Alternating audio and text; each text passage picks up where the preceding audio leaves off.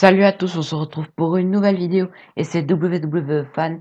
Donc je suis désolé, je vais vous faire le show de NXT un peu en retard, mais voilà, j'essaye de profiter un max et donc voilà. Donc là, on va faire les résultats de WWE SmackDown du 14 août 2020. Donc les commentateurs sont Michael Cole et Corey Graves. Le show s'ouvre sur une vidéo concernant les dommages qu'a causé Retribution. Les commentateurs nous souhaitent la bienvenue et des agents de la sécurité sont devant les portes du Performance Center pour empêcher Retribution d'entrer. Big E arrive ensuite sur le ring suivi de John Morrison. La rencontre entre les deux catcheurs allait commencer, mais les lumières s'éteignent puis se rallument. Des membres de Retribution montent sur le ring pour s'en prendre à Big E et John Morrison, tandis que d'autres font fuir les commentateurs et montent sur les tables des commentateurs. L'équipe est maintenant composée par plus de 5 personnes. The Miz arrive lorsque le clan est parti. Au retour de la pause publicitaire dans les coulisses, le roster est rassemblé. The Miz s'excuse auprès de John Morrison et accuse Big E pour avoir publié son tweet. King Corbin se montre et dit qu'ils sont attaqués et ils ont besoin d'un leadership. Il est le roi, alors il peut être celui qui dirige. Big E lui dit de se taire. C'est leur maison et Retribution ne prendra pas le contrôle. Il va aller sur le ring et battre John Morrison. Ce n'est pas le moment de courir et se cacher, c'est l'heure de se battre. Sheamus se montre et félicite Big E pour son discours. Il n'a jamais entendu un appel à l'aide autant désespéré. Il n'y a pas Kofi Kingston, il n'y a pas Xavier Woods, Big E est seul, vulnérable et il a peur. C'est pourquoi Retribution les a attaqués. Sheamus va affronter Shorty G et Retribution ne viendra pas pendant son match, ils ont peur de lui. Encore plus d'agents de la sécurité sont près du ring. Sasha Banks et Bayley sont sur le ring.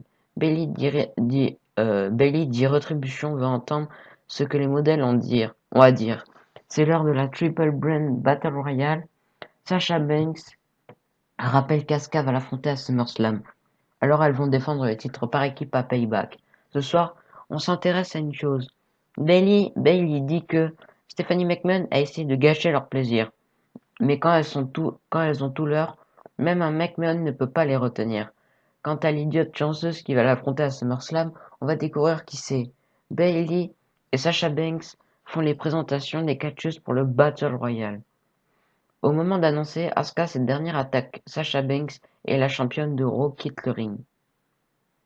Donc c'est un Triple Brown Battle Royale. La gagnante affrontera Bayley pour le titre féminin de SmackDown à SummerSlam. Billie Kay, Peyton Royce, Tegan Nox, Jodie Blackheart, Shayna Baszler, Lacey Evans, Asuka, Naomi, Liv Morgan, Ruby Riott, Bianca Belair, Nikki Cross, Dana Brooke, Tamina. À la fin du match, il reste Asuka et Shayna Baszler. Sasha Banks et Bayley tentent de faire tomber Asuka du ring, mais cette dernière arrive à les faire tomber au sol. Shayna Baszler met de coups de genoux à Asuka qui tombe sur Banks et Bayley. Asuka remonte sur le tablier du ring et Baszler lui fait son Kirifuda clutch, mais Asuka arrive à le faire passer par-dessus la troisième corde. Donc la gagnante est Asuka, qui affrontera Bayley pour le titre féminin de SmackDown à SummerSlam, en plus de Sasha Banks pour le titre féminin de Raw. Donc j'ai l'impression que ça va nous mener à une double ceinture pour Asuka. Donc elle va gagner contre Sasha Banks et Bayley. J'ai bien l'impression que ça va arriver. Donc dans les coulisses, Sasha Banks et Bayley sont pas contentes de la victoire d'Asuka, qui vient d'attaquer Bayley. Sasha Banks veut défendre Bayley, mais Asuka la met également au sol. Les officiels arrivent pour les séparer. Dans les coulisses, Mandy Rose s'adresse à Sonya Deville. Elle dit qu'une partie de ce qu'elle a dit est vrai. Ce n'est pas la première personne à dire que Mandy Rose est juste un beau visage, une poupée Barbie, une fake. Elle ne peut pas catcher, ça l'a blessée. Rose lui demande si avoir 3 jobs tout en étant à l'école veut dire qu'elle a tout sous la main. Deville sait à quel point elle a travaillé dur. Elle s'en est rappelée. Rose remercie Deville de lui avoir rappelé qu'elle était bien plus qu'un beau visage. Deville pensait que couper ses cheveux allait la détruire. Que dit-elle d'un Hair vs Hair match pour SummerSlam? Dans les coulisses, Sheamus dit aux agents de sécurité de partir. Shawn Michaels sera à Raw ce lundi pour revenir sur l'attaque de Randy Orton sur Ric Flair. Dans les coulisses, Nikki Cross fait un câlin à Alexa Bliss et s'excuse pour ce qu'elle lui a fait. Bliss lui dit qu'elle va bien. Cross dit qu'elle doit aller dans un endroit safe, mais Bliss lui dit qu'elle a besoin de rester ici car elle attend des réponses de Braun Strowman. Donc on passe à un match simple. Sheamus contre Shorty G. À la fin du match, Sheamus fait son white noise sur Shorty G et enchaîne avec son Brock Kick pour la victoire par tombée. Donc le gagnant est Sheamus. AJ Styles arrive sur le ring sur lequel est posé un tableau. Il est accompagné par une personne Abyss. Il dit qu'il se passe pas mal de choses à la WWE en ce moment. Qui va affronter AJ Styles pour le titre intercontinental? Peu importe, Daniel Bryan le voulait en tant que champion combattant et il a battu Drew Gulak, Matt Riddle et Grand Metalik. Il veut profiter d'être le champion intercontinental. Il veut aller chez lui, aller en stream sur Twitch et profiter. Tant de personnes rejettent les statistiques, mais on a besoin d'elles pour savoir qui sera son prochain adversaire. AJ Styles nous montre via le tableau ses prochains adversaires. En première position, le champion AJ Styles et c'est tout. Personne ne mérite d'être sur le ring avec AJ Styles. Jeff Hardy arrive sur le ring. Jeff Hardy qui le respecte pour ce qu'il a fait durant sa carrière. Mais ce tournoi que Styles a gagné pour remporter le titre. Hardy l'a perdu à cause de Sheamus. Ce titre est spécial pour lui. Ça a été son premier titre.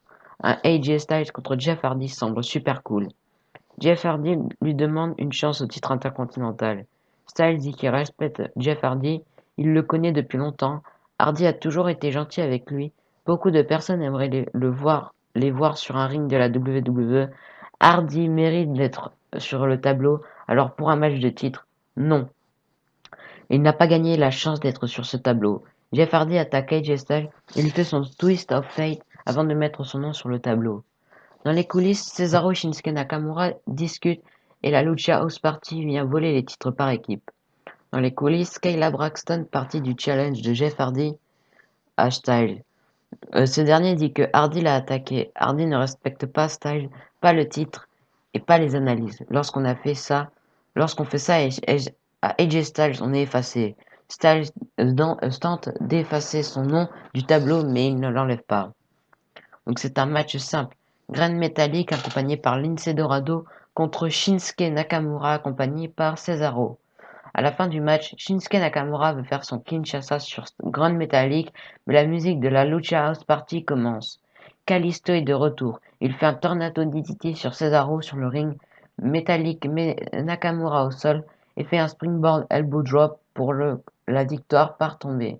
Donc le gagnant est Grand Metalik. Dans les coulisses, Kayla Braxton est avec Matt Riddle. Ce dernier dit que c'est difficile d'avoir une prime sur la tête, mais il est venu ici pour combattre. King Corbin s'autoproclame un roi, mais c'est juste un chieur. Shorty G arrive et s'excuse auprès de Matt Riddle, face à face. Il lui tend sa main et Matt Riddle l'accepte. King Corbin attaque Matt Riddle par derrière et dit que c'est son royaume. Corbin remercie Shorty G. C'est le moment de l'interview d'Alexa Bliss. On lui demande comment elle se sent. Elle dit qu'elle va mieux. On lui parle ensuite de son histoire avec Braun Strowman. Bliss dit que Strowman peut être intimidant lorsque tu le rencontres pour la première fois, mais elle a vu l'homme derrière le monstre. C'est un bon mec, il est drôle, il est protecteur, ils sont devenus meilleurs amis. On lui demande si c'est devenu plus qu'une amitié. Alexa Bliss répond peut-être. On lui demande si leur amitié est la raison pour laquelle le Fiend l'a ciblé. Bliss répond qu'elle ne sait pas et c'est une question pour le Fiend. On lui demande ce que ça fait d'être avec le Fiend. Bliss répond que c'est angoissant, terrifiant et forcé. On lui demande ses commentaires sur ce qu'a dit Braun Strowman la semaine dernière. Bliss ne répond pas. La semaine prochaine à SmackDown, AJ Styles va affronter Jeff Hardy pour le titre intercontinental. Dans les coulisses, Sonya Deville est surprise du challenge lancé par Mandy Rose qui savait qu'il fallait lui couper les cheveux pour lui faire sortir son agressivité. Deville va la détruire une fois pour toutes. Donc c'est un match simple. Big E contre John Morrison. Pendant le match, les lumières s'éteignent puis se rallument plusieurs fois. Le roster arrive près du ring dans les coulisses. Dans les coulisses, Retribution attaque les officiels de la WWE et détruit le matériel. Le roster part dans les coulisses et tombe sur les dégâts. À la fin du match, Big E évite un coup de pied de John Morrison et lui fait un roll-up mais Morrison se relève. Big E en profite pour lui faire un stretch muffler et le faire taper.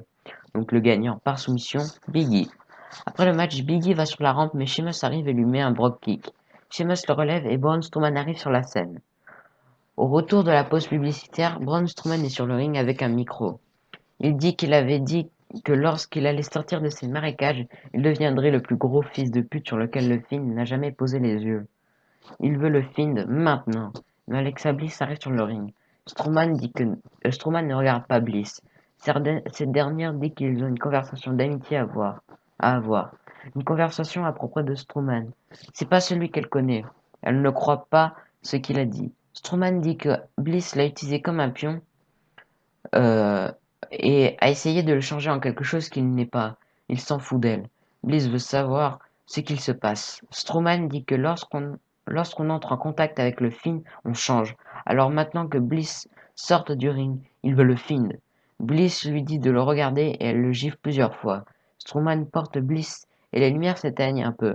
Strowman finit par jeter Bliss et les lumières s'éteignent complètement. Les lumières se rallument, le Fiend est sur le ring. Bliss est couché puis Strowman est sur l'écran géant et rigole. Le show se termine ainsi. Donc voilà, c'était tout pour cette vidéo résultat de SmackDown du 14 août 2020. Donc on sait déjà que la semaine prochaine nous aurons Jeff Hardy contre AJ Styles euh, pour le titre intercontinental. Nous aurons plein d'autres matchs aussi. Peut-être un Sonya Deville contre Mandy Rose, mais je pense que ça sera plutôt à SummerSlam 2020 ou à Payback 2020. Donc voilà, c'était WWE Fan. Abonnez-vous, lâchez des pouces bleus, des commentaires. Allez, bye.